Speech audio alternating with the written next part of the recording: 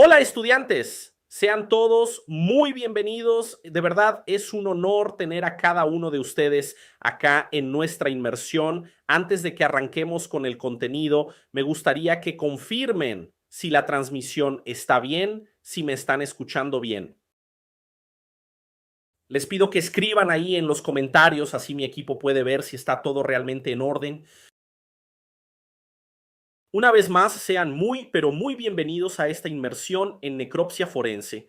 Esta experiencia es muy especial. Van a ser 4 días que vamos a estar juntos, ¿sí? Desde hoy hasta el jueves. Y quiero que sepan que preparé un contenido espectacular, con mucha información, para que salgan de esta inmersión dominando el área de la necropsia. Y sí, ya hay gente preguntando cuál es el regalo que vamos a dar para quienes se queden hasta el final de la clase. Tranquilos, ¿eh? Tranquilos que ya les voy a contar todo. Y no es un solo regalo, son dos. Así que respiren hondo, bajen la ansiedad, que ya les explico. Bueno, el equipo ya confirmó que el audio y el video están bien, ya tenemos varios comentarios diciendo que la conexión está excelente, así que voy a dar inicio a nuestra temporada de clases. Estudiantes, la necropsia no es algo tan simple. Mucha gente piensa que este campo se resume a abrir cadáveres, y eso está lejos de la realidad. No, va mucho más allá que eso. Entonces, antes de empezar con el contenido técnico, quiero compartir un poco de lo que van a aprender conmigo durante esta inmersión.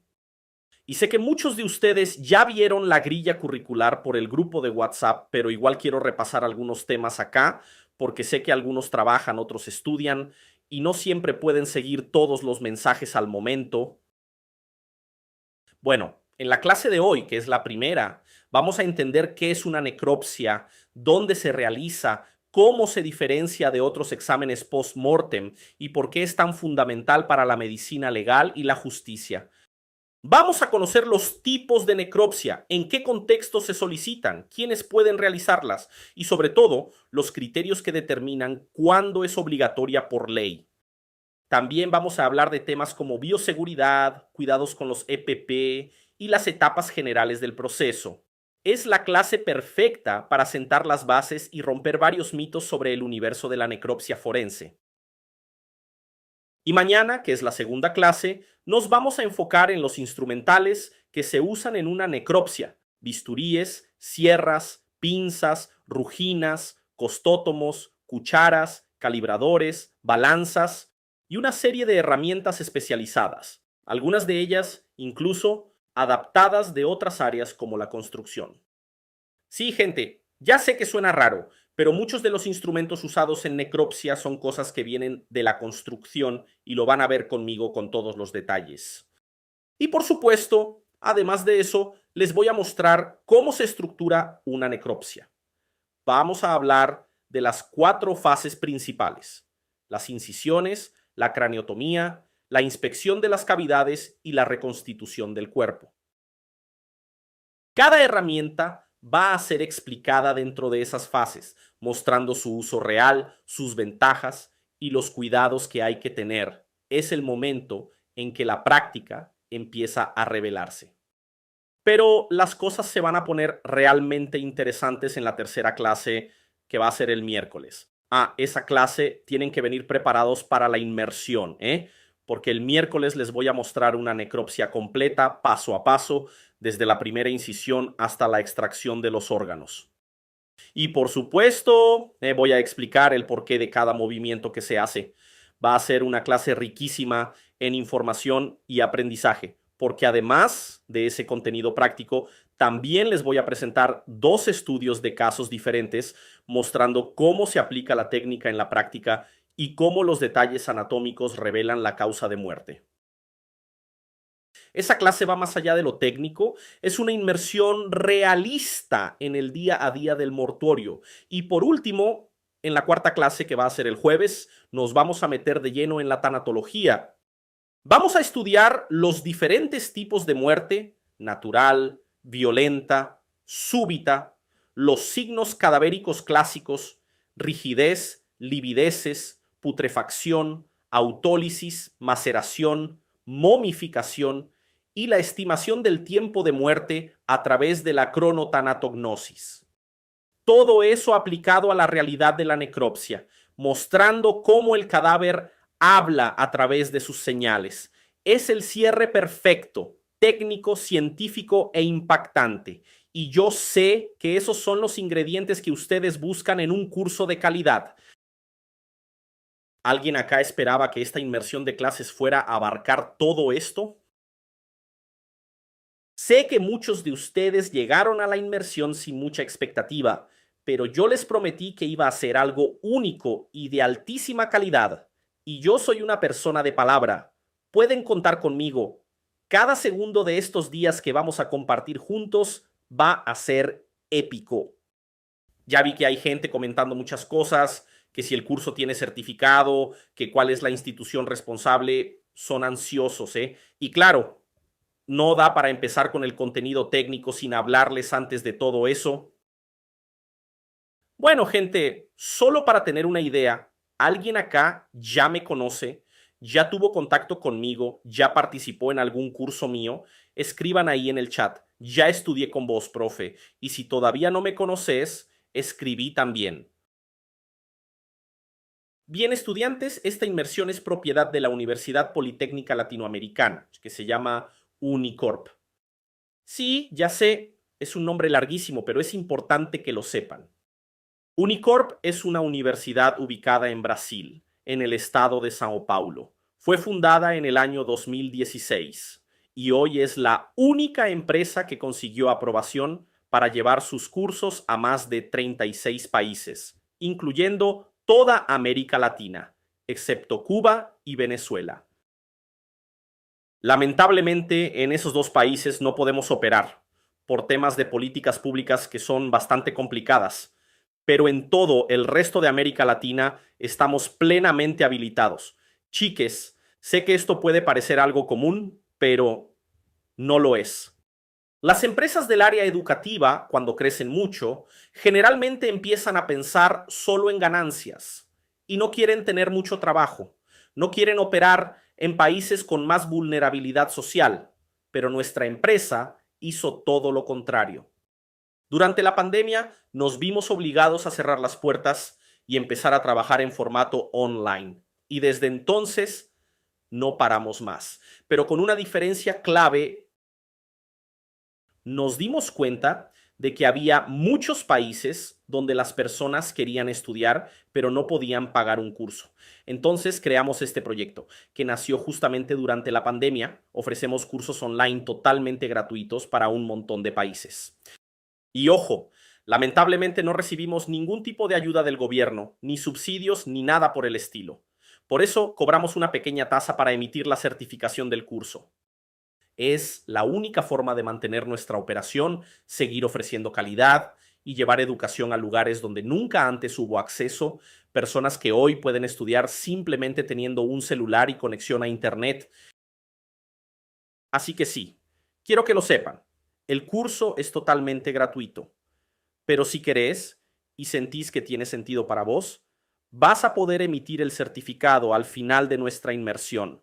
¿Estamos? Y sí, ya sé que va a haber gente en los comentarios aún más ansiosa preguntando cuánto cuesta la certificación y quiero que sepan que no es un precio absurdo, es accesible. Y lo voy a explicar bien con detalles más hacia el final de esta inmersión.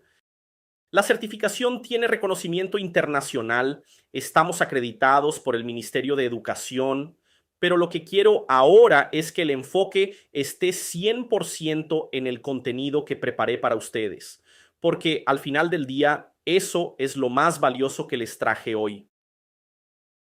Ah, y casi me olvido. Gente, tengan mucho cuidado con instituciones falsas. Se los digo porque en los últimos 2 meses algunos alumnos me escribieron diciendo que cayeron en estafas. Hicieron cursos con perfiles que se hacían pasar por universidades, copiando incluso parte del nombre de nuestra empresa. Y lo que pasa es esto: el alumno va, hace un curso de pésima calidad, recibe un certificado que parece lindo, pero después descubre que esa supuesta institución ni siquiera existe de verdad. No tiene número de empresa, no tiene dirección física, es todo falso, montado para engañar. En la mayoría de los casos es solo una página de Instagram con un número de WhatsApp y eso es muy grave. Y lo peor es que esas personas terminan poniendo esos certificados en el currículum, pensando que se están calificando, pero cuando un empleador chequea, se da cuenta de que es todo falso. Por eso, si de verdad valoras tu tiempo, tu credibilidad y querés algo serio, estudia solamente con quien tenga transparencia. Hoy, en este mismo momento, estás haciendo un curso con una institución fundada en el año 2016, con sede física, debidamente acreditada por los organismos educativos y con presencia en redes sociales, con un nombre limpio y visible. De hecho, les pido algo, entren al Instagram de la institución, escriban ahí @colegio Unicorp y van a ver que la empresa existe de verdad. Van a ver a nuestros alumnos en laboratorio, las clases, todo. Así que les dejo ese consejo. Mucho cuidado con las estafas. Siempre investiguen sobre la empresa, sea cual sea. Bueno, ahora sí voy a arrancar con el contenido, gente. Pero antes quiero cerrar hablando de los regalos que les prometimos para quienes se quedaran acá con nosotros. Hay gente que ya se está desesperando porque no lo mencioné todavía, así que ahí va. Durante esta inmersión preparamos 2 regalos exclusivos. Y cuando digo exclusivos, es porque no se van a liberar públicamente. Solo va a tener acceso quien esté en la clase conmigo hasta el final. Mira, el primer regalo es un material extremadamente raro. El checklist profesional de la necropsia forense. Es un PDF con todos los equipos obligatorios, los instrumentos que se usan en cada etapa de la necropsia, las fases organizadas de forma clara y práctica y los errores más comunes que tenés que evitar. Es como tener un manual de campo en tus manos, directo, objetivo y listo para usar en el día a día. Y el segundo regalo es una guía extra de tanatología forense aplicada. Es un material complementario a la clase 4, con una línea de tiempo completa del proceso de descomposición, esquemas visuales de los fenómenos cadavéricos, explicaciones simplificadas y comparaciones entre los distintos tipos de muerte. Es contenido que ni siquiera está en la clase. Es un bonus de verdad pensado para quienes quieren ir más allá. Ahora, ¿cómo haces para conseguir estos 2 regalos sin pagar nada? Es simple. En cada clase voy a decir una palabra clave. Vos tenés que anotar esa palabra, una por día. Al final de la última clase voy a pedir que me mandes esas 4 palabras clave por mensaje o las escribas en el formulario que vamos a liberar. Si tenés las 4, garantizás esos 2 materiales exclusivos. Pero ojo, esto es solo para quienes estén en vivo conmigo. Si faltás a una clase, perdiste la chance. Si tenés la clase abierta pero no estás prestando atención, vas a perder la palabra clave y te vas a quedar sin el bonus. Y mira, esa palabra clave puede salir en cualquier momento. Puede ser dentro de un ratito, en el medio de la clase, al final o en el último segundo antes de que termine. No lo sé. Va a ser aleatorio, justamente para premiar a quienes están realmente enfocados en el contenido. Y claro, está prohibido comentar la palabra clave. Yo sé que ustedes que están totalmente atentos no la van a regalar así nomás para quien fue vago, ¿no es cierto? Así que ya lo sabes, quédate conmigo de principio a fin, anota todo bien, porque esos bonus no se van a enviar después, ni se van a vender, ni se van a publicar por ahí. Son solo para quienes están acá, de verdad. Bueno, vamos con el contenido. Bueno, estudiantes, para que podamos hablar de necropsia, primero necesitamos entender de dónde surgió la necropsia en la historia de la humanidad. Y sí, capaz alguno se pregunte, profesor, ¿no habrá sido un tipo que simplemente agarró y abrió a alguien así nomás? Bueno, justamente es sobre eso que vamos a charlar ahora. El ser humano desde siempre tuvo esa intriga, esa espinita clavada sobre lo que hay dentro de sí mismo.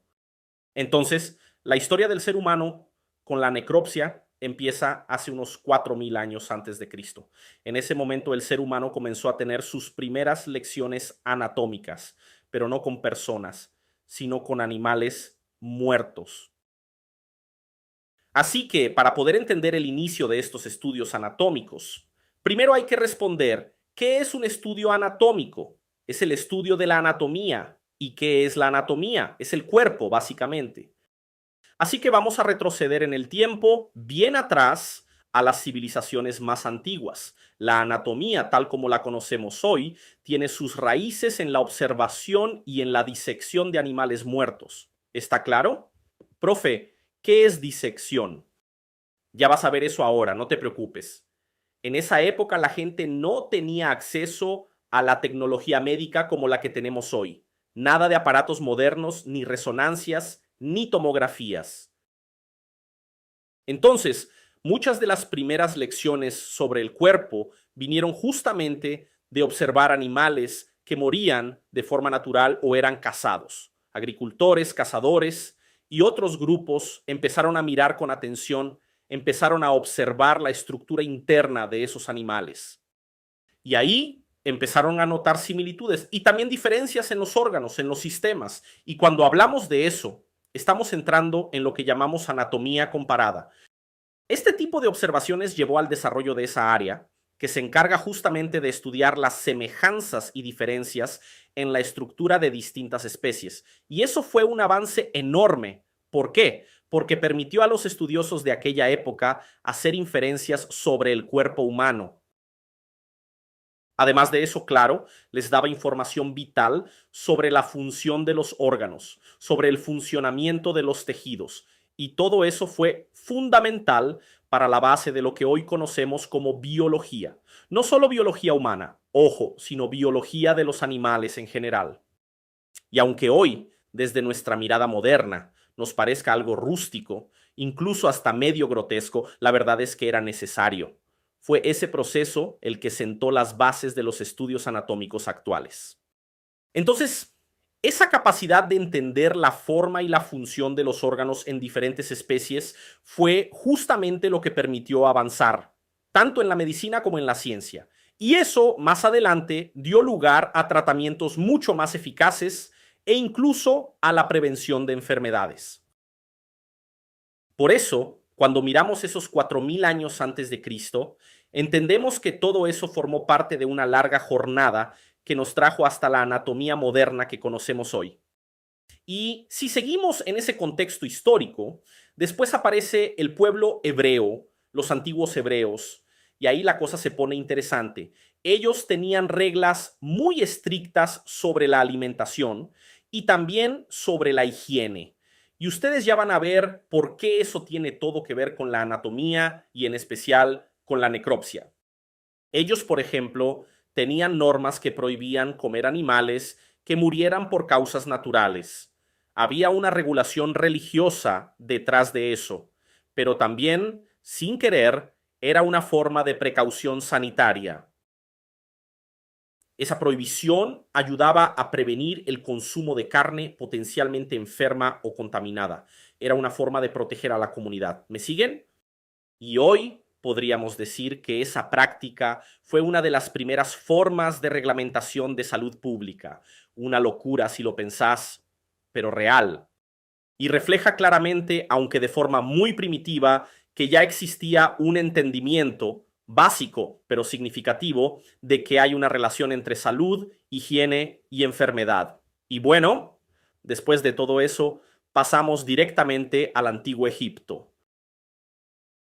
Allá en el Antiguo Egipto ya se practicaba el embalsamamiento, sí, pero además ellos eran fanáticos del estudio anatómico. Los egipcios antiguos mostraron un enorme interés por las heridas, por las fracturas, y siempre buscaban relacionarlas con el cuerpo humano, con su estructura. Ese enfoque en la anatomía fue uno de los primeros intentos reales de comprender cómo está formado el ser humano por dentro. Y hablando puntualmente del embalsamamiento, la técnica que usaban en Egipto era sorprendentemente avanzada. Creo que todos acá ya escucharon hablar de eso, ¿no? Los egipcios son prácticamente una referencia obligada cuando se trata de embalsamar. Hasta hoy se siguen descubriendo momias en un estado de conservación increíble. Y eso que en aquel entonces no existía ni un mínimo de la tecnología que tenemos ahora. O sea, ellos tenían una técnica que funcionaba muy bien, pero claro, esas observaciones anatómicas que hacían durante el embalsamamiento no eran documentadas ni estaban conectadas directamente con enfermedades. Aún así, ese proceso también ayudó a que se desarrollara una mejor comprensión del cuerpo humano y fue una oportunidad muy rica para entender lesiones, trastornos y la anatomía en general con más profundidad. Y bueno, saliendo de Egipto, vamos directo a la antigua India. Y acá vamos a hablar de un personaje bastante curioso, raro si se quiere, Sushruta. Entre los siglos 4 y 5, este hombre, Sushruta, dejó registradas muchas prácticas y manipulaciones que hacía sobre cadáveres. Hoy se lo conoce como el padre de la cirugía en India, ¿eh? Y no es poca cosa, él aportó un montón. Describió técnicas quirúrgicas y también habló sobre los instrumentos que se usaban en esas prácticas. ¿Se entiende? Miren desde cuándo estamos hablando, siglo IV, siglo V. Hace muchísimo tiempo. Y ya en ese entonces existía esa idea de que la cirugía servía para corregir algo que estaba mal en el cuerpo. Y sí, el trabajo de Sushruta tuvo un impacto enorme en la medicina. Fue un punto de inflexión, un antes y un después, porque sentó las bases de muchos avances futuros, tanto en cirugía como en anatomía. Ahora bien, vamos a entrar en un tema clave, la primera necropsia. ¿Quién realizó la primera necropsia registrada de la historia? Fue en el año 59 después de Cristo. Se hizo en una mujer llamada Agripina. Capaz a alguno le suene, fue la madre del emperador Nerón. Esa necropsia fue un evento que marcó un cambio de mentalidad, porque a partir de ahí la medicina empezó a tomar un rumbo más científico, más objetivo, se dejó de lado un poco la superstición y se empezó a estudiar la muerte y las enfermedades con otra mirada. Y después, entre los años 1201 y 1302, estamos hablando de un periodo de 101 años, empezó a desarrollarse una visión más concreta de lo que hoy conocemos como necropsia forense. Y ahí tenemos que nombrar a dos figuras clave de esa época, Guillermo de Saliceto y Asolino. Durante ese periodo, estos dos personajes realizaron necropsias con fines forenses, o sea, ya no era solo para entender el cuerpo, sino para investigar. Eso marcó el inicio del uso de la necropsia como herramienta en la investigación de muertes, lo cual fue un paso gigante para la medicina legal, un salto de nivel, literal. Y bueno, si yo me quedo hablando solo de este contexto histórico, podríamos estar 20 minutos más charlando sobre esto, y no es la idea ahora, ¿no? Esto es más que nada una parte curiosa, algo interesante para que entiendan de dónde viene todo, pero vamos a seguir. Siglo XV. A ver, ¿alguien escuchó hablar de Leonardo da Vinci? ¿Sí? Bueno, me imaginaba. Y también de un tal Andrés Vesalio. Leonardo da Vinci realizó necropsias muy detalladas. Y fue justamente a partir de esas observaciones que empezó a perfeccionar sus famosos dibujos anatómicos. Entonces, él era un artista, sí, pero justamente por eso necesitaba tener contacto directo con cadáveres para poder tener nociones reales de anatomía. Y si buscan algunas obras suyas, van a ver que son impresionantes. Incluso si le dan una mirada rápida en Google, van a encontrar imágenes que muestran un nivel de detalle muscular que es sinceramente una locura. Para alguien que no tiene formación, que es completamente ajeno a la anatomía, sería imposible identificar todas las divisiones musculares que él dibujaba con tanta precisión. O sea, el tipo tenía un talento gigante, pero no era solo talento, ¿eh? Era también mucho estudio, mucha dedicación, una combinación increíble. Y después tenemos a Andrés Vesalio. Él es considerado hoy el padre de la anatomía moderna. ¿Por qué? Porque revolucionó por completo la manera en que entendemos el cuerpo humano. Hacía disecciones detalladísimas y además las ilustraba con una precisión impresionante. Profe Rodrigo, ¿qué es disección? Bueno, mira, te lo explico así. Imagina que yo tengo una mano, ¿sí? Acá está mi manito Diseccionar esa mano sería exponer los músculos, los nervios, los huesos, todo eso, para que podamos entender de dónde viene cada cosa y hacia dónde va.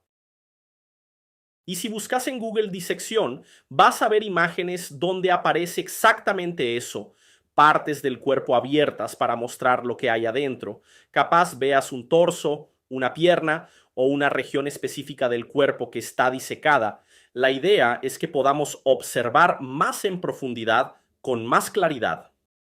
Entonces, la disección sirve justamente para tener una visión más completa de una pieza anatómica. Esa pieza puede ser un órgano, puede ser un tejido o incluso un cuerpo entero en un área determinada. En fin, muchas cosas fueron pasando con el tiempo hasta que llegamos a lo que hoy conocemos como necropsia.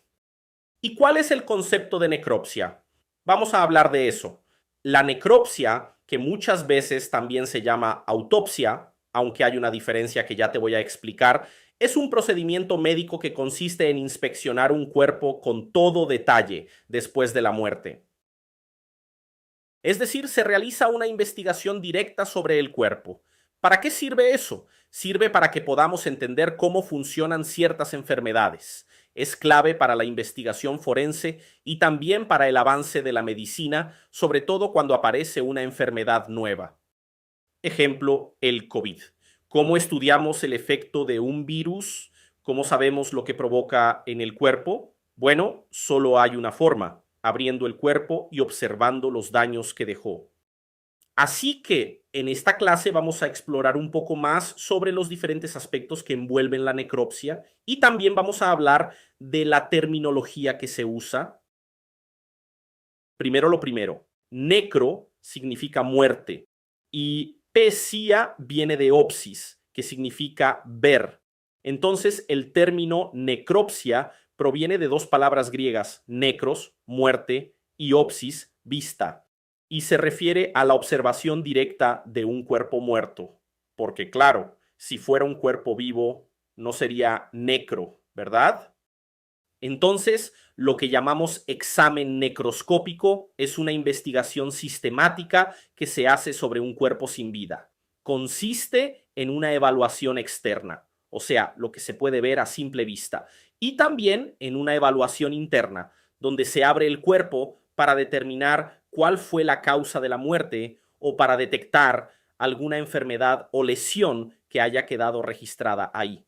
Ahora, hablando de la autopsia, ese término viene del griego auto, que significa uno mismo, como cuando decimos autosuficiente, que significa que uno mismo se basta, ¿no? Entonces, si lo pensás bien, decir autopsia sería como decir que el cadáver se está estudiando a sí mismo.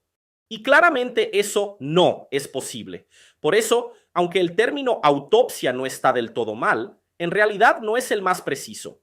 No está incorrecto, pero los profesionales del área prefieren usar necropsia. ¿Por qué? Porque el cadáver no puede hacer un estudio de sí mismo. Es obvio, pero bueno, autopsia es un término que se popularizó, se volvió común y hoy la mayoría de la gente lo conoce así. Pero si vamos a hablar con propiedad, el término correcto es necropsia, ¿ok? Entonces, la necropsia nos da señales valiosísimas sobre el estado de salud de la persona antes de morir. Sí, antes de la muerte. Esa es la clave. Bueno, ahora sí, vamos a avanzar, porque vamos a empezar a disecar este tema juntos. Vamos, vamos que se pone bueno. Vamos a hablar ahora de la necropsia anatomoclínica, que también se conoce como necropsia anatomopatológica o necropsia no judicial. Son tres nombres distintos, pero que básicamente se refieren a lo mismo. Este tipo de examen se hace después del fallecimiento, eso es clave, y se realiza principalmente con fines médicos y educativos. Anota eso, porque es importante y se pregunta mucho. El objetivo principal es entender qué patologías llevaron a esa muerte y qué complicaciones pudieron haber aparecido en ese proceso. ¿Quién realiza este tipo de necropsia? Un médico anatomopatólogo que está especializado justamente en anatomía patológica. Este profesional se enfoca especialmente en el análisis de tejidos y órganos para poder determinar la naturaleza y la extensión de las enfermedades. Eso es lo más importante. Entonces, ¿cuál es el propósito de esta necropsia anatomopatológica? Comprender a fondo la enfermedad. Es decir, obtenemos información súper valiosa sobre cómo es esa patología, cuánto avanzó, qué complicaciones causó, cómo afectó al cuerpo en el corto y en el largo plazo. Y sobre todo, mejoramos el diagnóstico. Esa es una de las funciones más importantes de esta práctica. Ayuda a que el diagnóstico médico sea más preciso y eso nos abre el camino para encontrar tratamientos más efectivos. Todo parte de ahí. ¿Y cuál es el valor educativo de este tipo de proceso? Bueno, es una fuente riquísima de aprendizaje.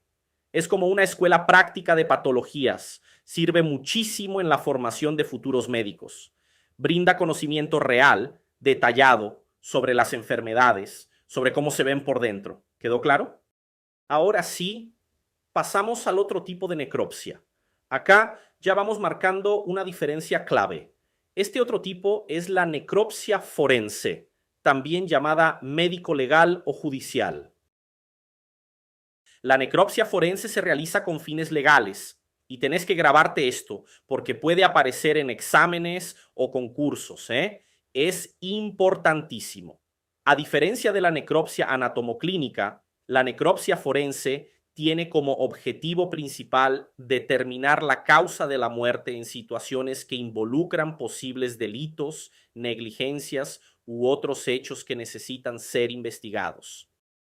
¿Y qué es eso de negligencias, profe? Bueno, te doy un ejemplo. Una persona que muere en el hospital, pero hay dudas sobre si recibió el tratamiento correcto. Entonces, ahí entra la necropsia forense para aclarar qué pasó realmente. Vamos a ver más a fondo estos aspectos, porque son clave para entender la función de esta práctica dentro del sistema judicial. ¿Quién realiza la necropsia forense? Bueno, puede ser un médico legista o también un profesional en patología forense.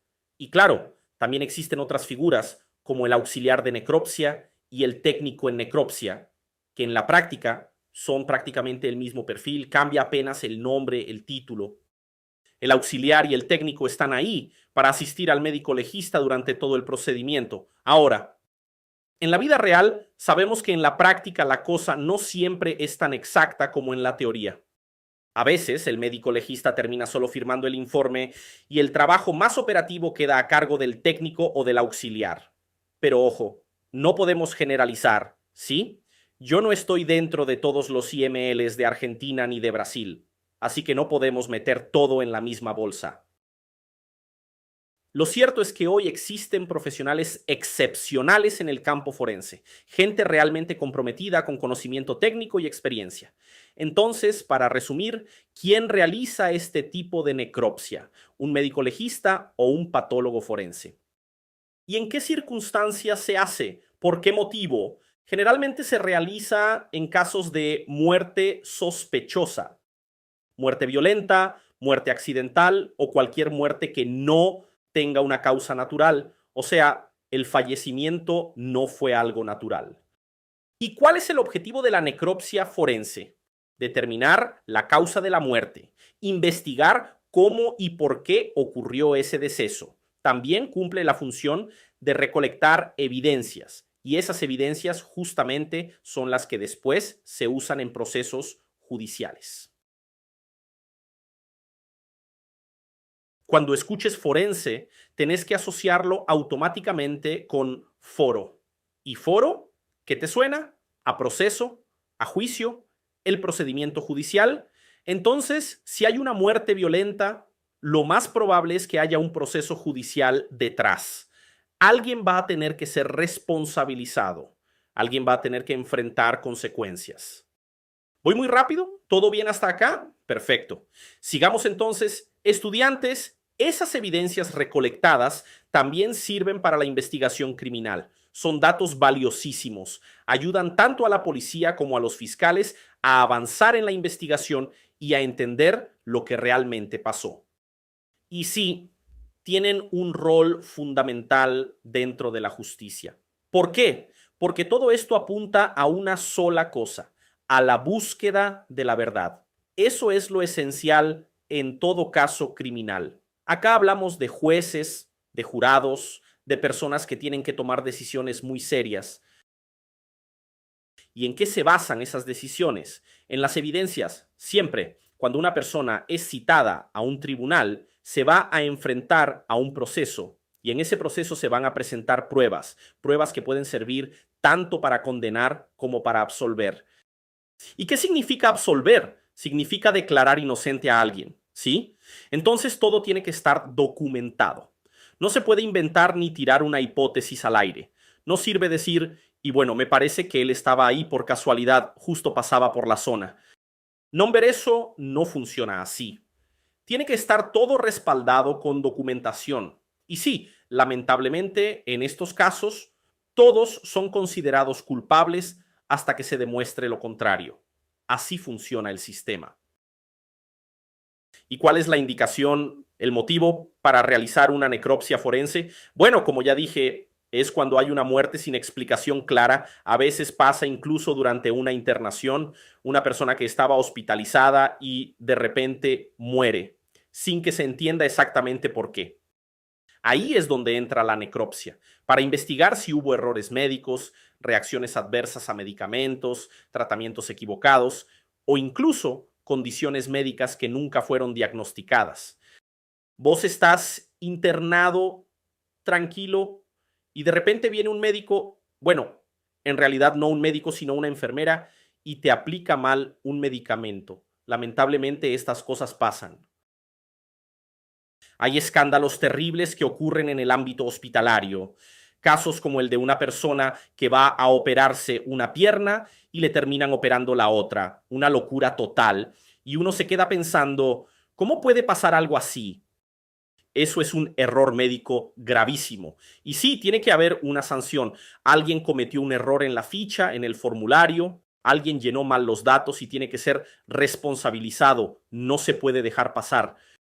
Y es importante decir también que la necropsia forense se utiliza en casos de enfermedades raras, pacientes que sufren de patologías poco comunes, muy específicas. La necropsia aporta información importantísima sobre la naturaleza de esas enfermedades y además colabora con la investigación y el desarrollo de tratamientos futuros. ¿Quedó claro? Otro punto, la necropsia forense también se realiza en pacientes que participaron de ensayos clínicos. O sea, la persona estaba recibiendo un tratamiento nuevo, experimental, que todavía no está en el mercado, firmó un consentimiento para formar parte de una investigación médica. Y bueno, en algunos casos esas personas lamentablemente fallecen. Y cuando eso pasa, hay que estudiar esa muerte en un contexto forense, porque necesitamos entender cómo ese tratamiento experimental afectó al paciente, qué consecuencias tuvo y sobre todo cómo esos resultados pueden influir en la seguridad y eficacia de futuros tratamientos médicos. Otro uso importantísimo de la necropsia forense es en los casos de muertes perinatales o infantiles tempranas. O sea, muertes que ocurren justo antes, durante o poco después del nacimiento. Comprender esas muertes es fundamental para mejorar los cuidados obstétricos, neonatales, pediátricos y también para darle respuestas a los padres que están atravesando un duelo muy doloroso. Y por último, la necropsia forense también se aplica cuando una persona muere sin un diagnóstico clínico confiable. O sea, fallece y no hay una explicación médica clara. Ahí es donde la necropsia entra en escena para ayudar a resolver esas dudas y para ofrecer respuestas a la familia. Respuestas basadas en hechos, no en suposiciones. Entonces, ya deberíamos tener en pantalla o en el cuaderno las principales indicaciones para realizar una necropsia forense.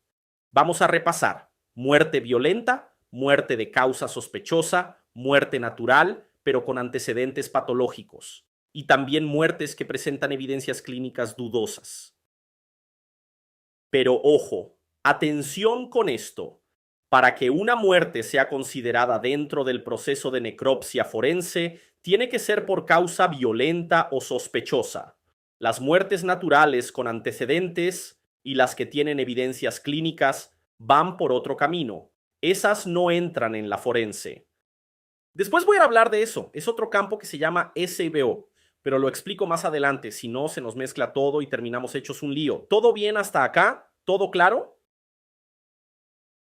Excelente. Vamos a continuar. Estudiantes, antes de meternos en las técnicas de necropsia, antes de hablar de los instrumentos, de los equipos, hay un tema que es la base de todo esto, se llama bioseguridad.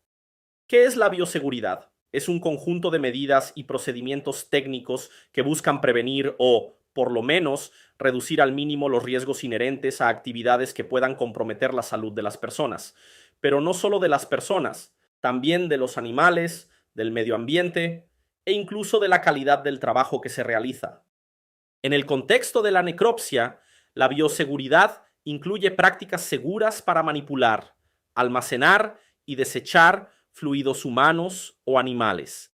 Y también protege al personal involucrado en el trabajo, para que no se exponga a situaciones peligrosas.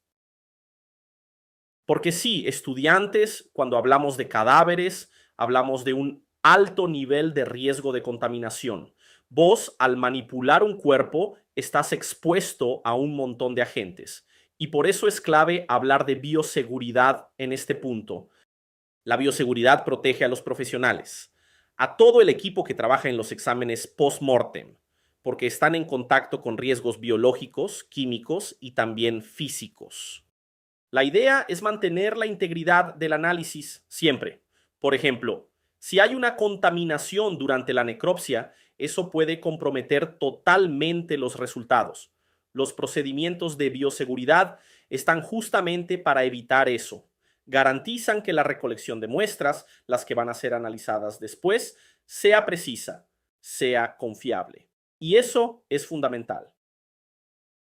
Y claro, todo eso también impacta directamente en la salud pública, porque si prevenimos la diseminación de patógenos, estamos cuidando a la comunidad entera. Pensalo así, vos vas a trabajar, haces una necropsia y sin darte cuenta te contaminás con algún patógeno que estaba en ese cuerpo. Después volvés a tu casa y ahí en tu casa tenés contacto con tus hijos, tenés contacto con tu pareja y ahí empieza el efecto dominó, una cadena de contagio que no se detiene. Es una contaminación progresiva, masiva. Ejemplo claro, el COVID. Una sola persona puede transmitir un virus a 20 más en su entorno, en el trabajo, en una reunión, saliendo con amigos. O sea, el riesgo de transmisión siempre existe. Por eso es tan importante la bioseguridad, justamente para evitar que estas cosas ocurran. ¿Y cuáles son los principales desafíos cuando hablamos de bioseguridad? Bueno, primero tenemos el riesgo químico. Estamos hablando de la exposición a sustancias tóxicas que se usan en la preservación o en la coloración de tejidos, y eso es un problema serio. Después tenemos riesgos ergonómicos y físicos, como cuáles: lesiones que aparecen por el uso repetido de instrumentos, movimientos repetitivos o también por trabajar en ambientes con condiciones inadecuadas. Todo eso es parte del riesgo que vive el profesional forense. Y ahora sí, vamos a meternos un poco más en este tema. Vamos a hablar de los equipos de protección individual, los famosos EPIs que se usan en la necropsia. ¿Cuáles son los equipos necesarios que estos profesionales deben usar para evitar la contaminación? ¿Cómo se manipulan los órganos y fluidos corporales sin poner en riesgo la salud del trabajador? Bueno, vamos por partes. EPI es la sigla de Equipo de Protección Individual y es una parte central, diría fundamental, de la seguridad en la necropsia. Entonces, ¿cuáles son los EPIs principales que se usan en una necropsia? ¿Y qué función cumple cada uno? Vamos a explicarlo bien claro. Primero, el delantal impermeable, también conocido como camisolín o bata impermeable. Este elemento protege el cuerpo del profesional contra la exposición a materiales potencialmente infecciosos, porque está hecho con un material que no permite el paso de líquidos. Esa impermeabilidad es clave porque evita que sustancias peligrosas se filtren y entren en contacto con la ropa o con la piel. Y acá viene una pregunta que me hacen todo el tiempo. Profe Rodrigo, ¿se usa guardapolvo en la necropsia? La respuesta es no, no se usa guardapolvo en necropsias. ¿Y sabes por qué? Porque el tejido del guardapolvo es permeable. Si una gota de sangre entra en contacto con ese material, se absorbe al toque y eso representa un riesgo. Entonces, no se usa guardapolvo en necropsias, a menos, y esto es importante, que se trabaje con un cadáver que ya está preservado y que todos los presentes estén seguros de que ese cuerpo no tiene ningún tipo de patógeno activo. En las facultades de medicina, por ejemplo, se manipulan cuerpos que ya pasaron por un proceso largo de conservación química. Y ahí, sí, en esos casos puntuales, puede usarse otro tipo de ropa. Pero en el trabajo forense real, en necropsias recientes, siempre se usa camisolín impermeable. Entonces, sí, todavía hay riesgo. Por eso seguimos con el segundo EPI importante, los guantes de procedimiento. Los guantes protegen nuestras manos. Y las manos, estudiantes, están todo el tiempo en contacto con los materiales de estudio o con los materiales biológicos que el profesional de la necropsia forense tiene que manipular. Por eso, no alcanza con usar un solo tipo de guante. Lo ideal es usar una combinación. Guantes de procedimiento más guantes resistentes al corte. Porque sí, podés cortarte con un bisturí, y eso es bastante común. Entonces, se usan ambos para brindar una protección extra al profesional. También se utilizan en la necropsia las gafas de protección y los protectores faciales. Estos elementos protegen los ojos y la cara de posibles salpicaduras.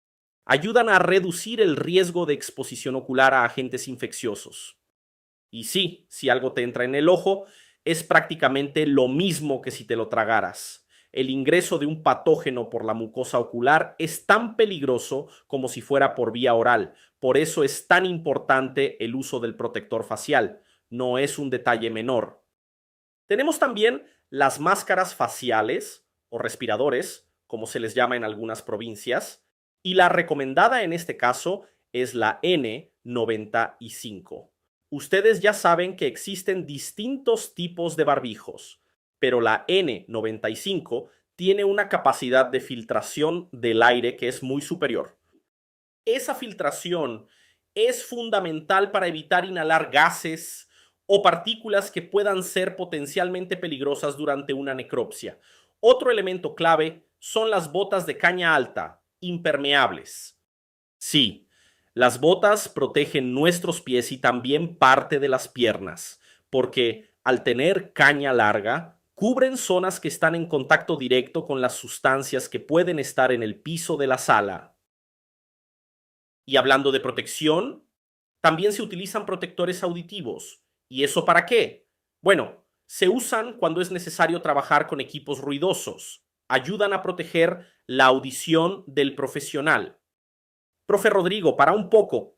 Yo pensaba que los protectores auditivos se usaban solamente en fábricas o industrias. Y sí, es lo que mucha gente piensa, pero número. A veces en necropsia se usan herramientas que hacen bastante ruido. Por ejemplo, las sierras. Por lo general, se prefiere la sierra manual porque la automática genera mucha suciedad y tiene más riesgo de contaminación, pero depende del caso.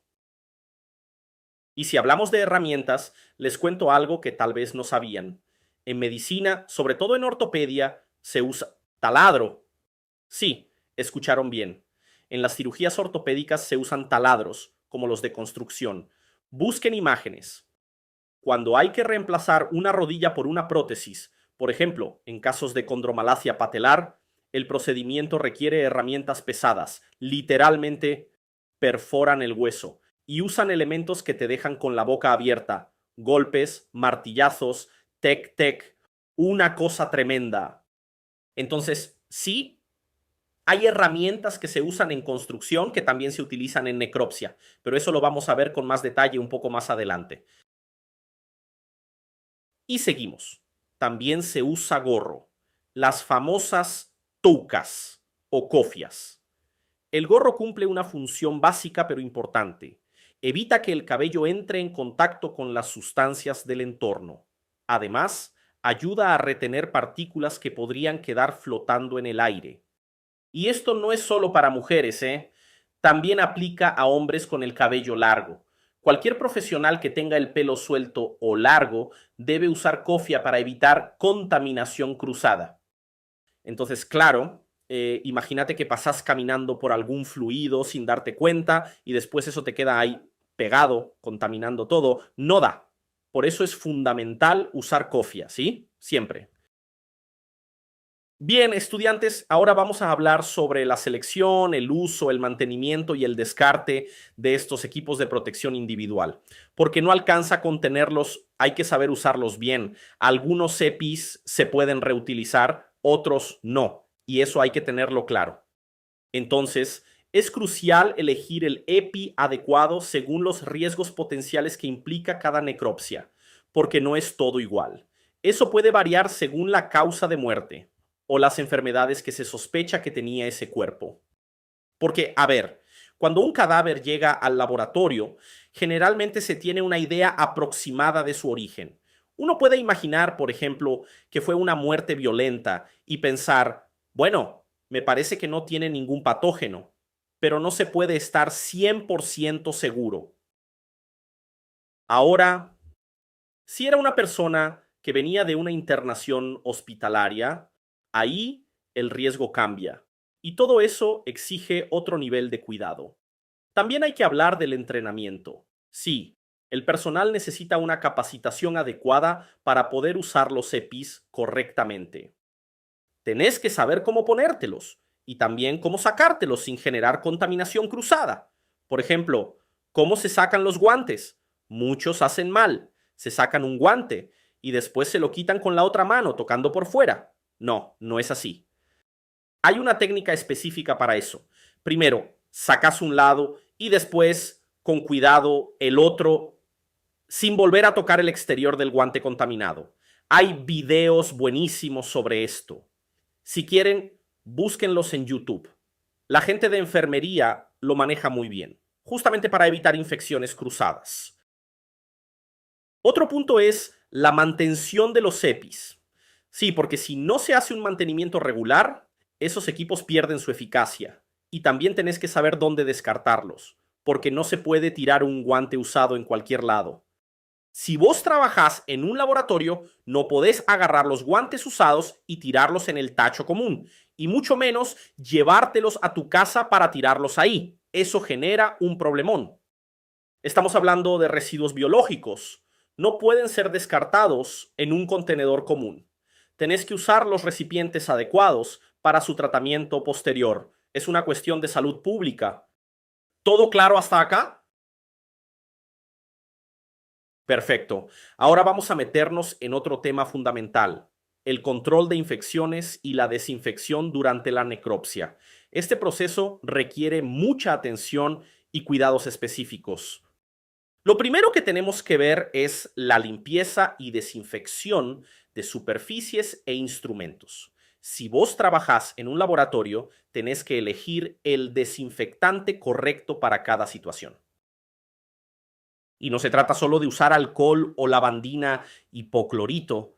Existen otras opciones dependiendo del microorganismo que querés eliminar. Y sí, es cierto que cada laboratorio ya tiene sus propias normas y procedimientos, pero vos tenés que revisar si esas normas están actualizadas, si siguen lo que dice la literatura científica más reciente, si están dentro de lo que recomiendan las autoridades sanitarias. Estamos hablando de necropsia, pero vamos a salir un segundo del tema.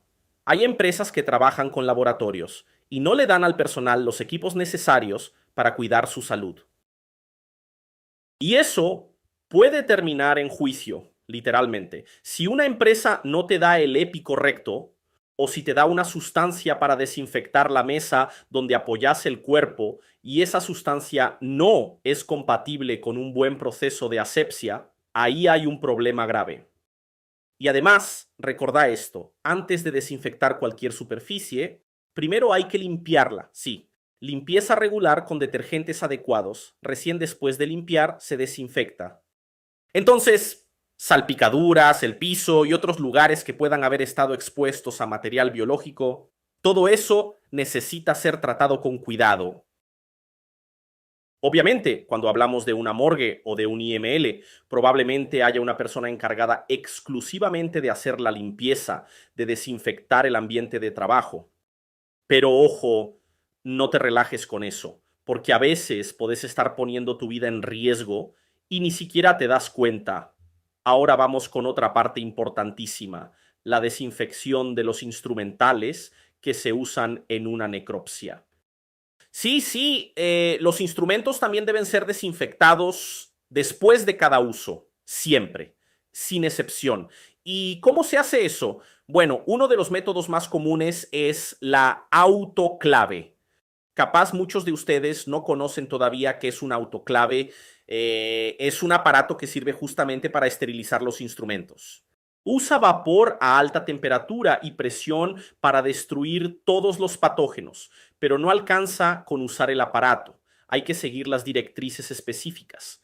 ¿Para qué? Para asegurarse de que el proceso funcione bien y que todos los microorganismos hayan sido efectivamente eliminados. Y otra cosa, siempre tenés que comprobar si el proceso de desinfección fue eficaz. Existen pruebas especiales para eso, porque si el procedimiento falló, todo el resto del trabajo puede quedar comprometido. ¿Se entiende? Bueno, ¿y qué pasa si ocurre una contaminación con material orgánico? Profe Rodrigo, ¿qué hago si me contaminé? Primer paso, identificar e aislar la zona afectada. Tenés que avisarle a tus compañeros. Che, acá hubo un problema, no se acerquen. Y después se procede a la remoción del material contaminado. Para eso hay herramientas y procedimientos específicos. Y todo esto es clave para evitar que esa contaminación se propague. Y cuidado, porque hay patógenos que te hacen sentir mal casi de inmediato. El cuerpo ya empieza a dar señales. Entonces, siempre hay que estar atentos, siempre. Sé que muchos de ustedes están con ganas de ver las prácticas, pero tranquilos. Recuerden lo que les dije antes. Esto es solo la base. Es apenas la puntita del iceberg. ¿Es un contenido un poco denso? Sí. ¿Es un contenido medio aburrido? Puede ser. Pero el aprendizaje no se construye solo con práctica. No sirve de nada ver un montón de procedimientos si después no entendés lo que estás haciendo. Si alguien te pregunta cómo funciona una necropsia y vos decís, se usa tal instrumento y tal otro, pero ¿sabés cómo se usa ese instrumento? ¿Sabés cómo se lo agarra? ¿Vas a estar solo? ¿Vas a usar pinzas auxiliares? ¿Sabes cómo comportarte dentro del laboratorio? Todo eso es fundamental y por eso les digo, esto es la base, ¿ok? Ya a partir de la segunda clase vamos a empezar a entrar en contenidos más prácticos. Incluso ya va a haber práctica directa en la clase 2. Pero no abandonen esta clase, no se desconecten, no se distraigan, porque lo que estamos viendo ahora tiene un valor enorme. Nosotros preparamos este material con muchísimo esfuerzo, le dedicamos horas y horas de trabajo para poder brindárselos a ustedes gratis. No tiene costo. Todo el contenido que estamos dando acá, todo lo que les estoy explicando, va a ser enviado en formato de resumen al grupo. Ustedes van a tener acceso a todo. Lo único que es opcional, como dijimos al comienzo de la clase, es el certificado. Pero valoren este contenido, porque ¿ustedes creen que este nivel de información lo van a encontrar así nomás en internet? Capaz que encuentran algunas cosas, pero jamás presentadas de esta forma.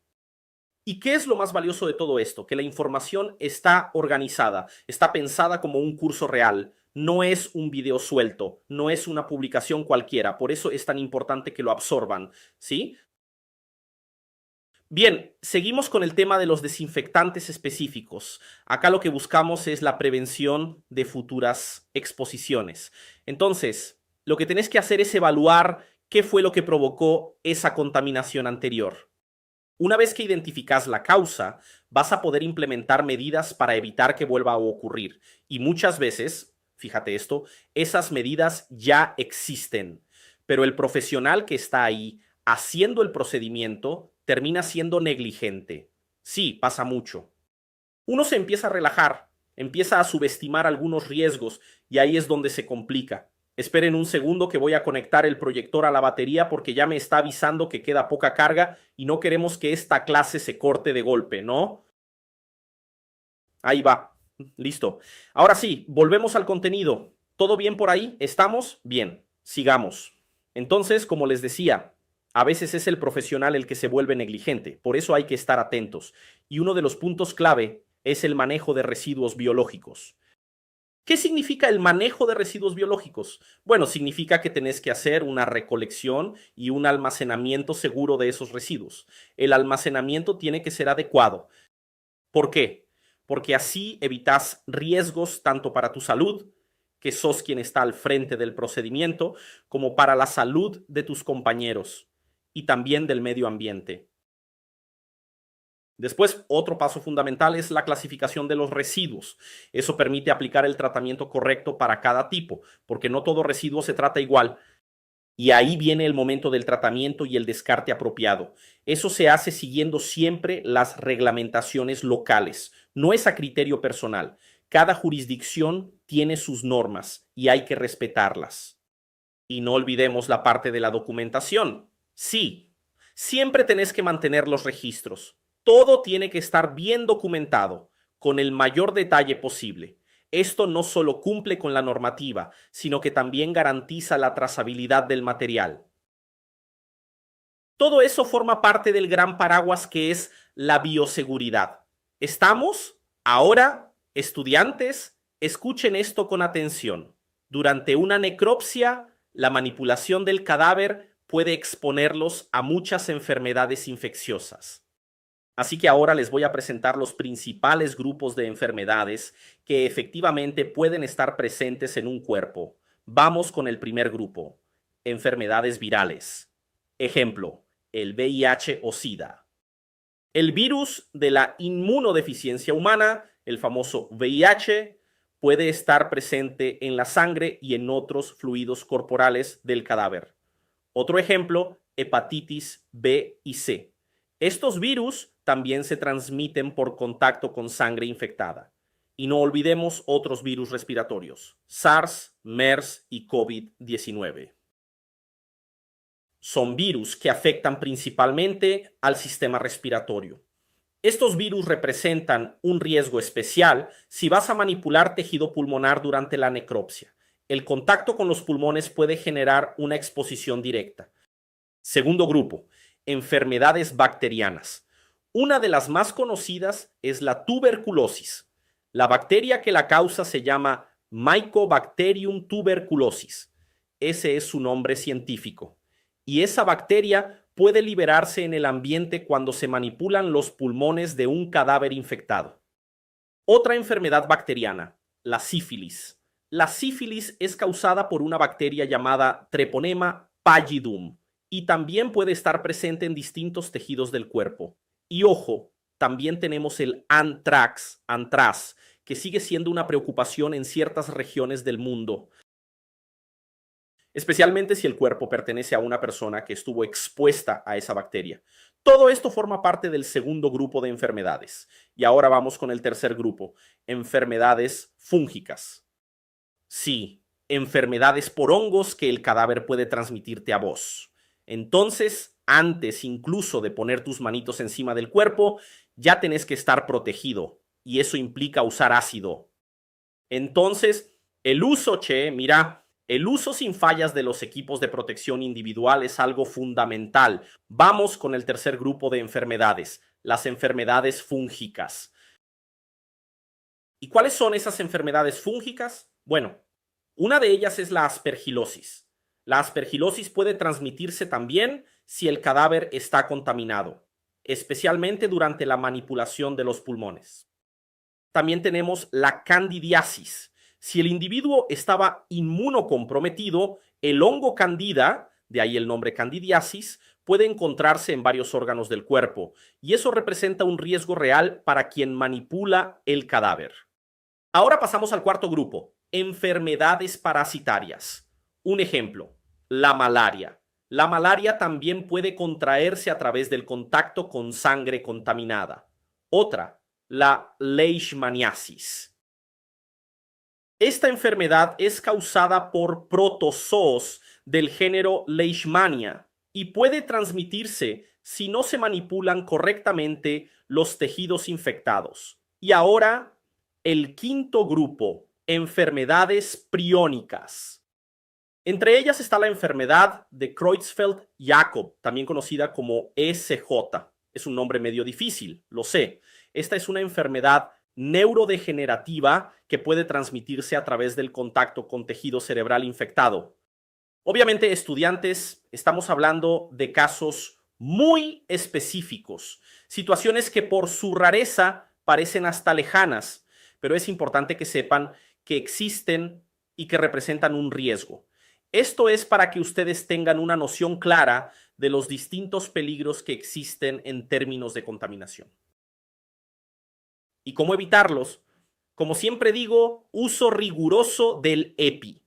Usar la máscara, usar guantes, usar gafas, usar el delantal impermeable. Ningún equipo de protección fue inventado al azar. Cada uno está ahí porque en algún momento, en algún lugar, alguien ya tuvo un accidente. Alguien ya sufrió las consecuencias de una contaminación. Por eso, nunca subestimen el uso de estos elementos. Usen las herramientas adecuadas para manipular el cadáver de forma segura. Reducí el contacto directo con fluidos corporales. No uses las manos para recolectar una muestra biológica. Usa pinzas. Tenemos muchísimos instrumentos disponibles.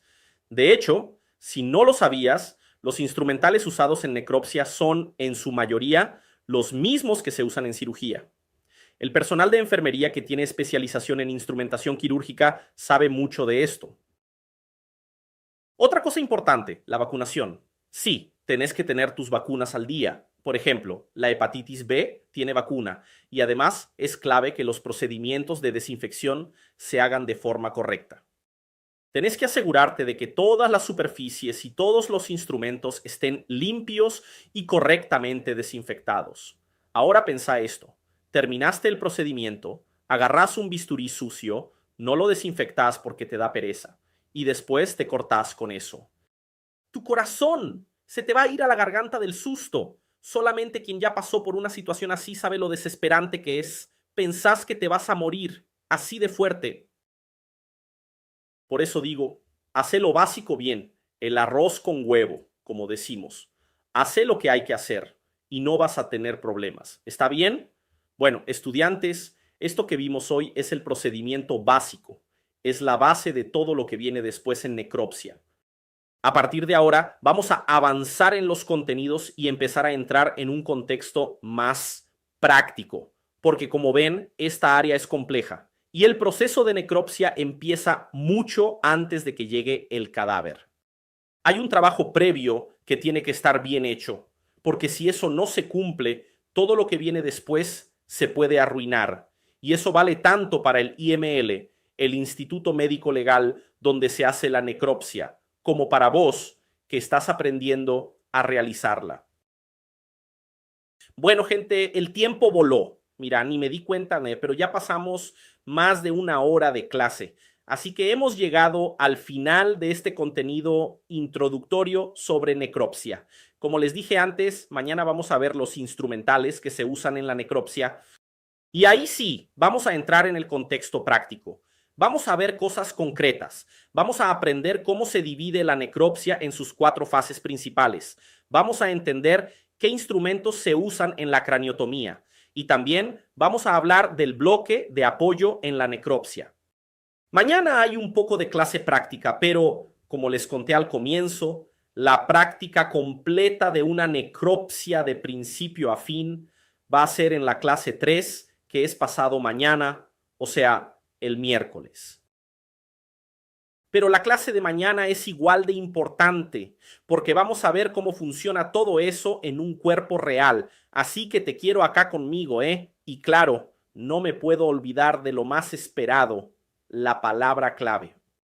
Sí, para que tengas acceso a los bonos exclusivos que prometimos. Pero antes de decirte la palabra clave, te quiero preguntar algo. ¿Te gustó la clase? Ponelo en los comentarios. Quiero saber si el contenido estuvo a la altura de tus expectativas. Y si te gustó, te voy a pedir un favor. Subí una historia a tu Instagram y etiqueta mi página. Mi perfil es @universidadforense. Voy a repostear a todos los que me etiqueten porque me parece re importante que construyamos una comunidad de personas apasionadas por aprender. Así que sin más vueltas, estudiantes, la palabra clave de la clase de hoy es Egipto. Y te pido por favor que no la escribas en los comentarios. Esa palabra es solo para quienes llegaron hasta el final de esta clase. Y para vos, que te quedaste hasta acá, gracias. De verdad, gracias por tu esfuerzo. Estás un paso adelante de ese 99% de personas que hoy, un lunes, no hicieron absolutamente nada por su futuro. Tu dedicación merece ser reconocida y me siento honrado de tenerte conmigo en esta clase. Eso fue todo por hoy, gente. Cuento con cada uno de ustedes para la clase de mañana. Un abrazo enorme y nos vemos pronto.